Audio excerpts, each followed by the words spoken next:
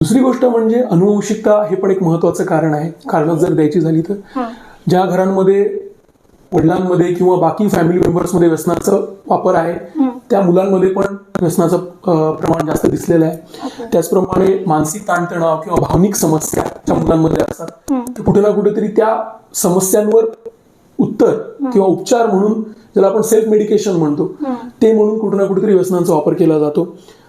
व्यसन हे सहज उपलब्ध होणे हे पण व्यसन वाढण्याचं एक खूप मोठं कारण आहे. जसं उदाहरण द्यायचं झालं तर पंजाबमध्ये जिथे सहज उपलब्धता आहे, दारू पण जिथे खूप स्वस्त मिळते आणि सहज मिळते, अशा ठिकाणी त्यांच्या कल्चरमध्येच व्यसनाचं प्रमाण खूप जास्त आहे. जिथे व्यसनाचं उपलब्धताच कमी आहे तिथे व्यसनाचं प्रमाणही खूप कमी झालेलं आहे. आणि मित्रांचा प्रभाव हे पण एक व्यसन लागण्यामध्ये खूप मोठं कारण आहे.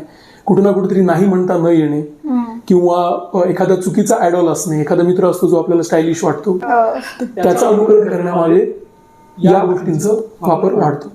ही प्रमुख कारण आहेत.